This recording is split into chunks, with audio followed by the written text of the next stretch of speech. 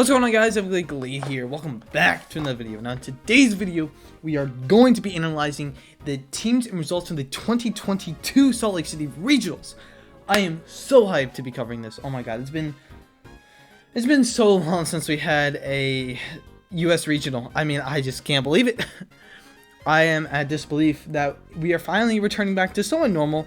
I'm just so incredibly happy. It's just been way too long. I've grown up. I'm a grown man now.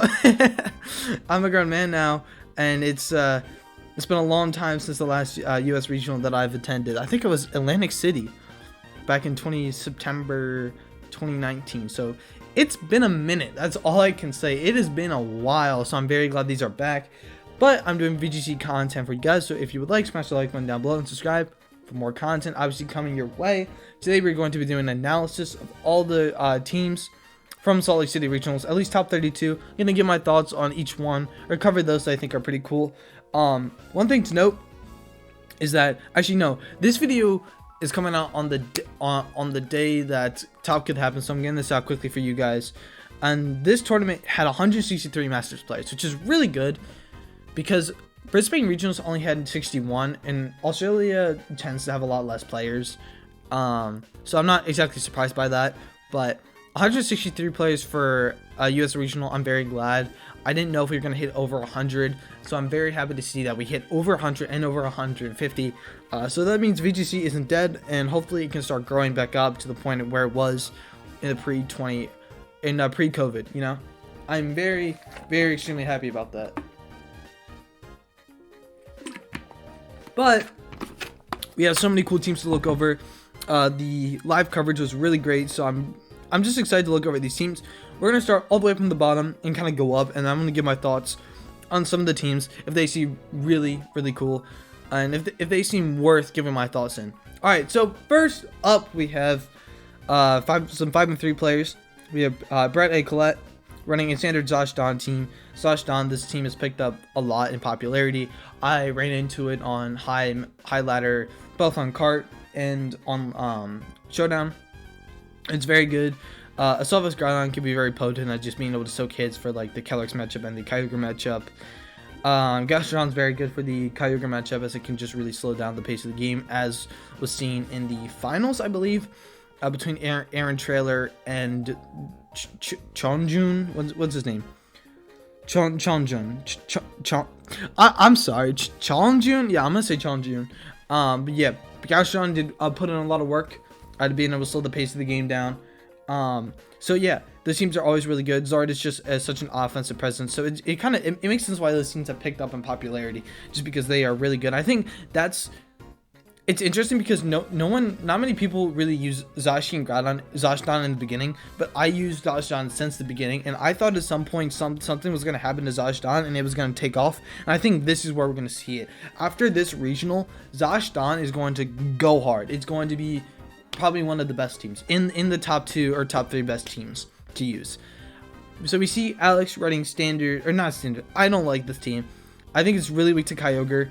I don't know. It's trying to be creative. I just don't like it. Number 30. You're not standard Zash Ogre, because it's definitely a bit unique in how it functions. I don't think that's the best Zash Ogre variant that you could go, but it's not bad either. I wouldn't mind bringing it to a regional, but I think piloted well. I think you could, I don't know about 8-0, but I think you could go like 6-2 or 7-1 with that team, and maybe get like top 16 with it. Top 8, top 16. Max Simon at 29. Oh, I feel so bad, because he was doing so well and then he just kind of dropped off. But he is the coolest team out of everyone, because it's Max D's. If you don't know, Max D's just always runs Pikachu. He always runs Pikachu, and he does so well with it. So he ran Zacian, Ogre, Butterfree, Whimsicott, Charizard, and Pikachu. And in one game on stream, he put 3 of his opponent's Pokemon to sleep with Butterfree, and he just won with Charizard. It was beautiful. He didn't even bring either one of his restricteds, and he still won. I mean, this guy is cracked. And what's funny is, before the regional, about like 2 weeks before the regional, I was like facing him on ladder. I probably faced him on Showdown ladder probably 5 times. He was like 1500s with his team, mid 1500s to mid 1500s to low 1600s, and he was just insane. He would just like Sunny Day, Whimsicott, and Charizard me, and I would just have no counterplay. And so eventually, or after the first game when I got absolutely destroyed, after our first match, I said, screw that. If I get queued up versus him again, I better have an answer. So I did Choice Scarf Mienshao, Adam in Nature with Stone Edge. So I'm like, fuck your Zard. I don't want to deal with that. So I just one-shotted the next time. And we kind of traded game for match for a little bit. But still, really good player. Being able to get top 32 out of 163 player tournament, still pretty good. We see Diego out there with an interesting take on Zash Ogre. Not my favorite take because Umbreon there, I don't really like Umbreon because I guess Umbreon is meant for the Zash Calyrex matchup and I guess the Sun matchup, but I don't like it in the Sun matchup all that much. I don't know. I don't know how to feel about the team. I don't know why I don't like it, but I feel like there just could be better options out there for, you know, Zash Ogre as a whole, and he's not taking advantage of that. Wolfie's team, really fascinating. I hate this team. And the second I saw this team on stream, I was like, I hate this. I hate you, Wolfie, because this team looks terrible to play against. You know what this team's going to do, but I always despise people that run Speed Salt Pheromosa with Calyrex Ice Rider. I always wish them ill, because I just hate facing it. It's one of those teams where I could easily beat this if played well, although I would never want to face this team. It's just one of those teams where it's just annoying to face. So 26, Stefan Mott, the GOAT, my manager for the Defacio Latin America team challenge, and was, he was the manager for it, and he was co-manager for the Pennsylvania USPA team. Legend, we got top 8 USPA, so that's pretty good. He was a goated person. I think he went like 4-2 or 5-1 in USPA, so really good player. Has been really popping off recently, and unfortunately he just got matched up into really tough opponents. I was texting him. He got matched up into Dewabafet, Animus, and Trailer. So really good opponents, and got a bit unlucky. So 5-3 he is, but still really good. And a really good team, really solid team. I mean, his team is the example of just the standard Zash Ogre team, and he just played it well. And I'm glad he at least got top 32 CP. I'm glad he got CP. I'm very glad about that. And then we got Brady Smith, another good player running Zash Calyrex. Not too much else to say. Gastrodon is there because Calyrex's matchup into Kyogre isn't the best. So Gastrodon is able to help against that. Alright, so another step, we see Brock. Really cool last name. I don't know. The last name Honda is just so cool. And Brock Honda is one of the coolest names, man. I don't know why. That name just, it pops. It pops, it slaps. It's amazing. I like it. So shout out to you, Catfish. So, running standard Zashion. I already went over reasons before why I think, like, this variation of Zashion is one of the best. And so you may be asking, like, a lot of people know that I use Zashion, and I use more of an unconventional Zashion. And I'm thinking of switching to this, but I'm not the most standard player in the world. I don't like to use the most standard team. I like to use a bit more creative team. So I was thinking of using this, but I'm not so sure now, just because it's becoming more standard. And I don't really like using standard stuff. So that's, yeah. It's good though. It's really good. Honestly, you could take this team to almost any tournament and just go at least a positive win rate.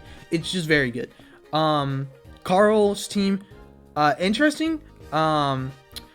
It's just your standard Zacian Palkia, but they added the Charizard because they knew that Groudon, like, they knew that Sundon was going to become more prevalent, so adding Charizard was like a nice countermeasure. I wouldn't be surprised if that was Scarf Charizard or like Lumberry. So yeah, I like that team. Pretty good.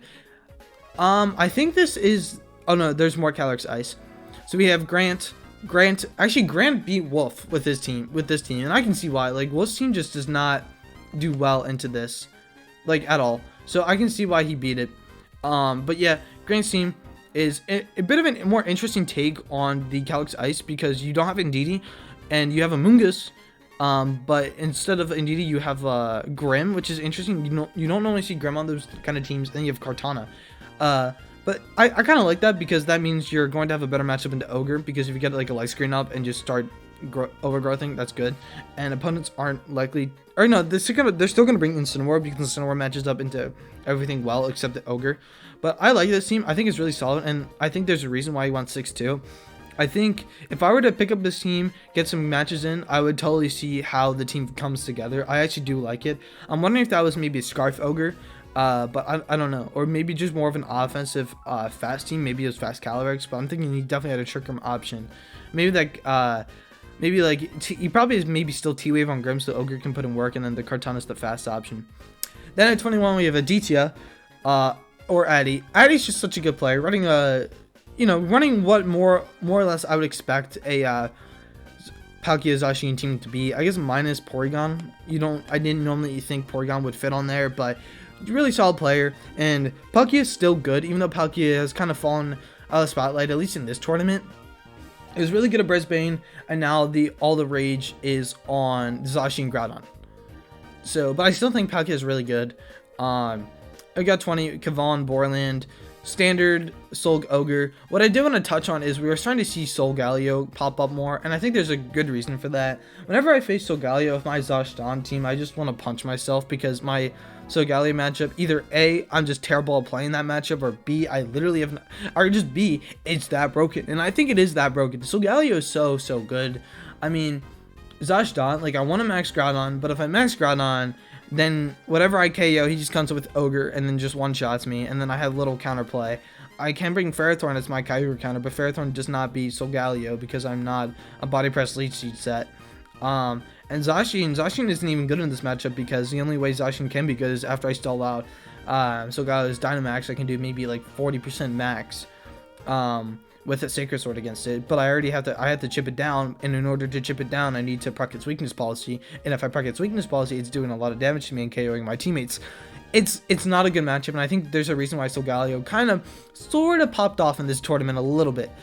Number 19, Joe Matos, running more or less standard-ish Zash Ogre. Number 18, Gary Chin. Oh my god, this guy, every single tournament, he runs something crazy. He got top 32 at like Dallas he got top 32 at a 2020 regional with a Trapinch.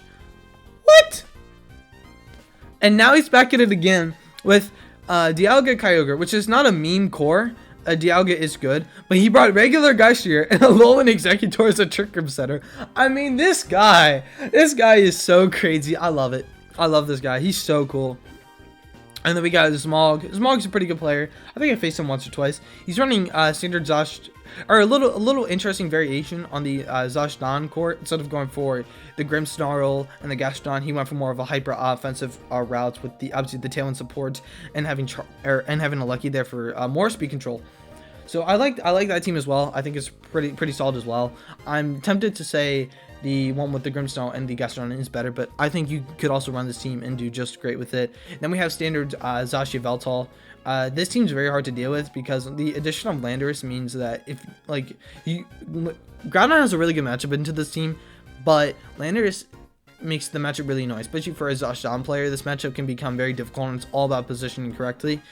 We see Joshua Metcham running a very similar team, although opting for Kartana, which is kind of interesting, but I guess just to help with the Ogre matchup if that's not AV.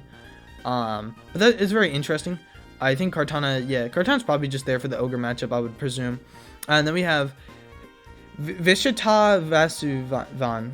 Really cool team. I want to see the pace for this guy as well. I really do want to see the pace. So it's Berry Calyrex with Seed Bomb. Very cool. Choice Band Drakezold. So obviously you're just going to click Bolt Beak and hope you land. This is a really hyper offensive team, and I think you can just gain so much momentum with this team. And it's a really innovative team, and there's no wonder why he went 6-2 with it.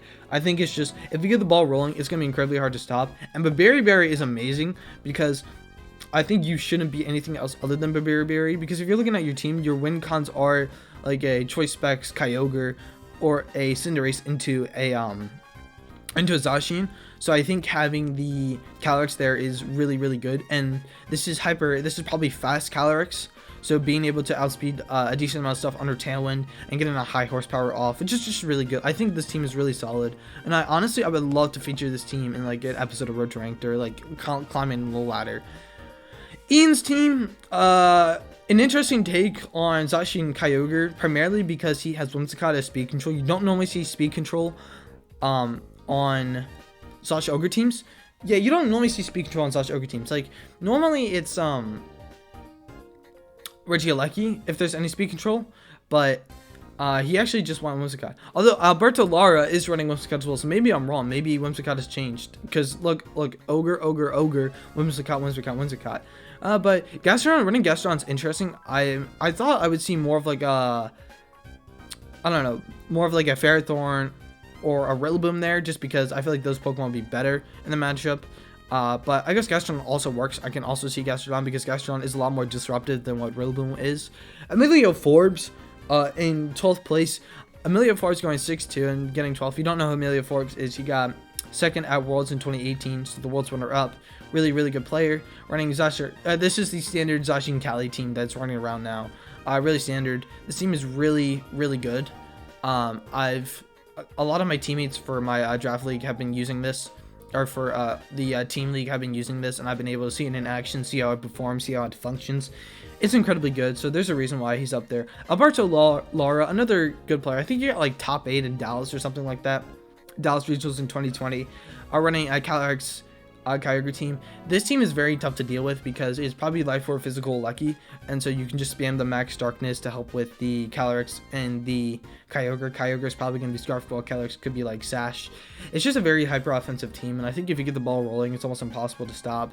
So it's really up to the opponent to play smart and to be able to defend against this absolutely offensive barrage. So as long as Alberto Lara got himself into position, which I'm assuming he did because he went 6-2, this team's pretty good. Kyle Livinghouse at number 10, running Zashivaltal, standard Zashivaltal. This scares me. Kyle at number 10 scares me because Kyle goes to my locals. And I faced Kyle twice, and both times they were close matches. However, I lost both times. Now, I am a lot better than I was back then. But I'm still scared because Kyle is still very, very good. And I don't want to be facing down a player that just came off of a 10th regional run. Now, unfortunately, and kind of fortunately, I won't be able to face him at locals. So I won't get my ass kicked. But hopefully, in the future, I can kick his ass and hopefully just beat him at my locals because he's really good. Kyle's one of those players where he's known. He's not the most well known, but he's just a solid player. He plays well. He's a very solid player. He understands his win cons very well. Number 9, Jordan Bulalayo. Now, I didn't even know who this was, but it's actually Professor Ragna. And he's using a more of a standard, or not standard, but it's somewhat standard Zash Ogre team. So this actually does have a pace, so we're going to check it out here. So it is... Yes! Someone is finally recognizing that dual stab Ferrothorn is the way to go. I have been saying to people forever, dual stab Ferrothorn is so fucking good in this meta. And it is. Really interesting Ogre set running Hyper Beam with Life Orb. I like this team though. I like this team. I understand what it does. Substitute is also really good on Zacian because you don't... Ooh, that's interesting. No Play Rough, but I guess you don't exactly need Play Rough on this team because Ogre actually has good damage output into Palkia. And Ferrothorn can kind of beat Palkia, and Griffsnarl can get a Blight Screen and Reflecting Spirit, or Blight Screen and Spirit Breaks. But you don't really need Play Rough, so I understand I like the substitute there. But really good team, but I didn't know who Jordan was. Until I realized that is Professor Ragna. And Professor Ragna is a really good Northern California to Southern California player who I actually faced round 9 in the VR Victory Road Series 12 Challenge in January. And I beat him round 9, so I ended up going 8-1, and I knocked him to 7-2. So still a really good player, though. He just plays really solid. Aaron Zane, okay, we're now into top 8. Top 8 is really where the money's at and really where I want to examine this. And I'm going to give my overall thoughts of like the meta and where it's going to shift. Aaron Zane in top 8. I am so happy for Aaron Zane in top 8. I think Aaron Zane being one of the main figureheads of the community. In fact, pretty much the main figurehead of the community since now Wolfie's doing clickbait just Pokemon content now. So I'm going to say Aaron Zane is the figurehead of the community. I think it is amazing that he did well. Number 1, if you want to talk about having the best figurehead in a community and having a very positive personality and just positive personality, just seems like a great person, and has earned the respect, and everyone respects him, is Aaron Zane. I think Aaron Zane, as a person for our community, is absolutely fantastic, and it's very cool to see him take a step away from commentating events to participating in it, because Aaron Zane is a really good player. He's won a couple of regionals, very accomplished player, has a lot under his belt, but it's been a while since we've seen him play in a tournament. He doesn't really play in those online grassroots tournaments, and so all you really get to see is his progress on his Road to Ranked series, where he is really good. He's always around that like top 100 mark, so he's a very solid player. But it's interesting to see him participate in the tournament, and being able to come back and being able to get top 8 is really fantastic. And I do want to talk about this team, because if you look at top 8, 2 Solgalios made cut, and that is not just, there is a definite reason for that. Solgaleo in this meta is so stupid. Solgaleo is one of those things where I think this metagame specifically, no matter what you do with your team, no matter how balanced you make your team, you are always going to have a poor matchup. And a lot of teams, or some teams, just have no answers to Solgaleo whatsoever. Like Zach Emerson's team, and I'll talk about his team more, but whoever he faced, I think he faced, I don't know who he faced, but he was facing someone on stream. That opponent had no answer. I mean, no Solgaleo answer whatsoever, and it was just a free win. So Solgaleo definitely has a place, and I've been looking at Solgaleo for a long time, because every time I face Solgaleo, I want to cry. I hate facing this thing, because it always comes down to mind games, and I hate it. Now that I have Charizard on the team, I'm not as scared, but still, I don't like facing it. But yeah, Aaron's team, very cool. I think the adaptation is very interesting with the Choice Scarf Groudon being able to bulldoze proc, so you don't have to go Mimikyu, or if you want to proc it. Charizard always just really solid. I think I like this team because you have Max Lightning for the Kyogre with the Solgaleo. Groudon's really good as Choice Scarf, so you can pressure Zacian a bit more, and you can proc your policy. And you can outspeed, get that nice bit of chip on basically anything. Whimsicott there for the Tailwind mode. So I really like that he has both Trick Room and Tailwind, as that gives his team the most amount of flexibility that he needs to succeed. And so I really like that he's running Tail Room. I think that's pretty much what this team needed in order to do well. At number 7, Jeremy's team. Now, Necrozma, because Calyrex Ice Rider was peaking in popularity like a week ago, I was looking into Necrozma Dustmane, although Solgaleo is literally just the better pick. Necrozma Dustmane is more defensive approach to team building, and it's basically, yeah, it's a more defense approach, and you're going to be playing a bit more defensive with these kind of teams, pivoting, and just playing a bit more defensive. Although Jeremy did not show, I'm not throwing dirt on his name. I just don't think Jeremy played that well with this team. He played really passive, and he just did not put enough offensive pressure on the field in order to do anything against Joseph Vigorte. Or was it Joseph Vigorte? I think he faced Joseph Vigorte.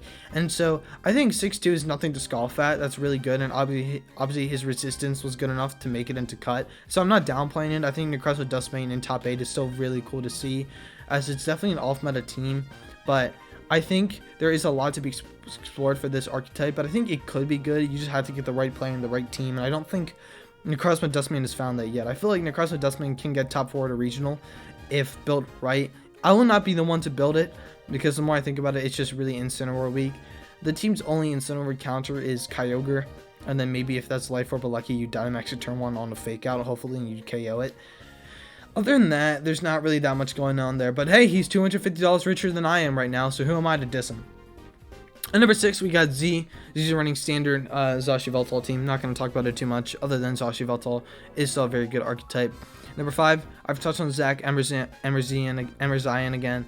Really, really solid team with the Solgaleo, the Calyrex. Calyrex going for the Bulldoze.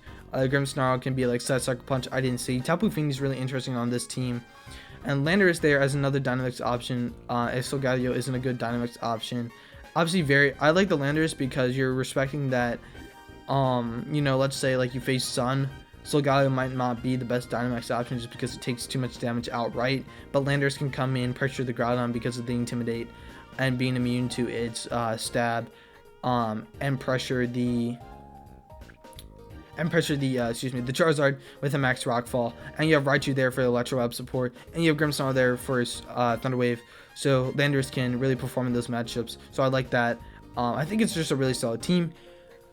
Number 4, we are seeing a bit more standard of a Zash Ogre team. In fact, I think this is the exact same team that Addy has. If we look down at Addy's team, it's the exact same team. So that makes me wonder if Michael and Addy team built together, or if the spreads are just different, or they just happen to choose the same 6. But Palkia Zacian, although Palkia Zacian has been used for quite some time in the metagame, it's still very good. It's still a very solid team, and it's just no wonder that it got top 4. I think if played well, it is just an incredibly good team and very, very, very tough to break. I don't really have too much else to add on to it. Going to number 3, we have Joseph Vigorte. Unfortunately, Joseph Vigorte did not got super unlucky versus Aaron Trailer, and I feel really bad because honestly, Joseph Vigorte is in the top 5 best players in the world right now, if not top 2. He is just popping off right now. He is so good. You could throw him into any tournament and he's just guaranteed to do well. He is so consistent. He is the definition of consistency. Every time he plays in a tournament, he always does well. He always plays well. He always just is good. He's goated. He plays standard teams, but he plays them so damn well. And unfortunately, he got unlucky versus Aaron Trailer in his top 4 match. But still, 3rd place is nothing to scoff at. And honestly, he would have been in finals if there wasn't some luck involved. That's unfortunate, but still a really good accomplishment to add to his already absolutely insane resume. Man, I'm talking way too much. Aaron Trailer, his team is pretty standard, I'm not gonna lie. It's really hyper offensive. Zash Ogre. Really interesting cool tech is the Cotton Spore on Whimsicott. So if you have faced an opposing team that also has Tailwind, you can Cotton Spore and then gain even more speed advantage, and then just be able to win with a Kyogre or your Kartana. So I really like his team. It's really fantastic. And then Peng Chongjun with the Zash, Don, and Cineroar, Gastrodon, Charizard, and Grimmsnarl. I'm sounding like a broken record here. It is just a really solid core. There's a reason why out of the top 4, there are 2 out of the top 4 players that have run Zash, Don, basically the same exact team. I don't know if EVs are different. I'm assuming EVs are different, but the same team. It is so incredibly good. And I wonder, how many players from US do we have and how many players from non-US do we have? So we have 1 from Switzerland. We have 1 from Sweden, 1 from Ireland, 1 from India, and then 1 from China. Okay, so we actually do have some pretty, I mean, it is pretty diverse considering it's a US regional. But I mean, yeah, you just look at his team, it is so solid. He played it so well. If you looked at the final set was absolutely incredible. I mean, Aaron played it incredible, don't get me wrong. Both players played out of their minds. I just think Peng overall had the advantage because Gastrodon was so hard to take down. I was just very confused by Peng's plays, that like he was willing to risk his Gastrodon getting knocked out. That lost him game 2. But at the same time, he was able to bring it back. Really good set. I don't have anything else to add on to that. If we're gonna look at the finals, if we're just gonna look at overall this tournament, I always want to do some like takeaway messages, so like that you guys will understand what this tournament means for the metagame. I think what this really means for the metagame is, we saw with Brisbane Regionals, Calyx Ice Rider and Palkia dominated finals, I think. No. Calyx Ice Rider was definitely going and getting into the minds of people, and people are starting to recognize that that's a really good team. And I still think Calyx Ice Rider is going to be very good. I just think that Zacian Kyogre's super dominant reign is over. It's still going to be dominant, but I think now it's going to be purely Weather Wars. In my opinion, the 2 best teams are Zash, Don, specifically those 6, and a mix of whatever the heck you want for Zash and Kyogre. I think those are the best teams right now, without a doubt. And honestly, I'm very tempted to put a Rayquaza team and kind of see where it goes, because now this format is looking like Weather Wars, like we're used to. Groudon teams used to be, they've started to pop up more, but back like a couple weeks ago, you would see them fairly often, but it wasn't enough to make it anything insane. But now you're definitely going to see more Groudon Zacian teams. Like, this team is going to pop up all over ladder, completely all over ladder. Like, let's put it this way. Number one, someone went 11-0 in just their total record with this team. And then you have Joseph Vigorte, which is going to make like 10 million videos on it. He's going to do a lot of tweets, and he has a following, so people are going to learn about this team very quickly. So expect to see a lot of that Zashivaltal team. Still expect to see a lot of Zash Ogre. Zash Ogre is still really good. I might experiment with Rayquaza. I want to see how it does, because theoretically it does good into Charizard. It does well into Groudon, does well into Charizard. Not so well into Zacian, but if you give it Tailwind support, it should be fine. So Rayquaza could be pretty cool, but so yeah. Okay, I just want to do final thoughts. Things about this tournament. Zashivaltal is increasing in popularity. Zash Ogre is still really good and will probably just remain good for the rest of the format. I don't think there's a world in which Zash Ogre ever goes away fully. I think it will have its rise and falls in popularity, but it will always stay near the top. Zash Palkia teams are still good. Yveltal team's still pretty good. But the one thing definitely is Solgaleo. I feel like Solgaleo is going to be on the rise again. I don't think it's too far-fetched to say that Solgaleo teams are going to be goated, going to be absolutely incredible. So I think Solgaleo is going to be on the rise as people look at these teams, especially because Aaron. You got to think about the players behind the teams and how much of an impact they have.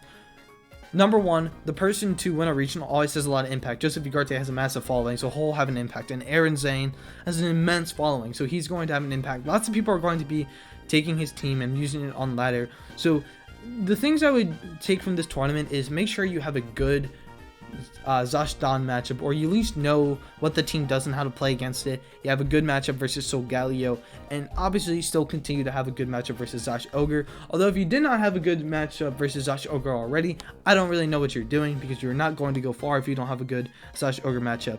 But man, I was really excited to be able to watch these regionals here and there.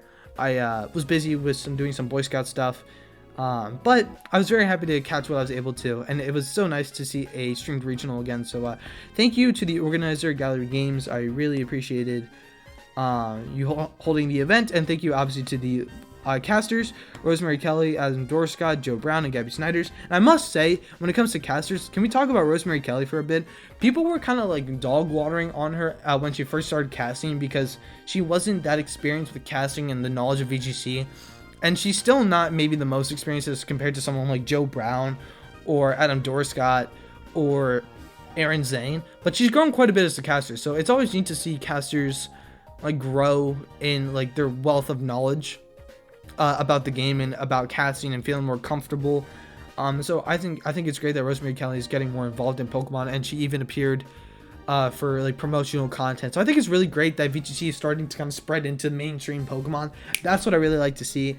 Like closing thoughts, yeah, I already gave my thoughts on the regional. I am planning on attending New Jersey regionals. I'm not saying what team I'm using, obviously, but I think I will be there. If everything goes according to plan, I will be there. Indiana regionals, kind of up at the arms for me, but I might be able to make that happen. So I'm going to try to make that happen if I can, which is what I'm really excited for. If I can make Indiana regionals happen, because I want to see my Canadian boys, the boys. And if not, I'll go to New Jersey. Shout out to Team PA. I will be there for you. But I'll be at New Jersey regionals. I won't be attending Worlds this year, even if I qualify, because I'm moving to college. Because your boy's growing up. It's so weird, because I started this YouTube channel in like 7th grade. And wow, it's kind of weird, because like this YouTube channel is like over the years you can see like my actual growth as a person, as a player, and just like me evolving, like me going through childhood. It's so weird. It's so cool. This channel is almost like a memento, almost like, you know, those time travel boxes that you bury underground that you can dig up at a later date. This is what this channel is to me. It's really cool. I'm gonna ramble on here, because I'm basically like an old person. I love to ramble, so I'm gonna end it off there. I hope you guys enjoyed. I hope you definitely learned something from this regional, and where the meta is going to head in the future. We obviously have some very innovative teams that make top cut. I absolutely love this. I think it's great. I'm very happy that we're able to see regionals again. So if you're excited for more VGC content, which I will be bringing to the channel, don't forget to smash the like button down below and subscribe. Anyways, guys, Peace out.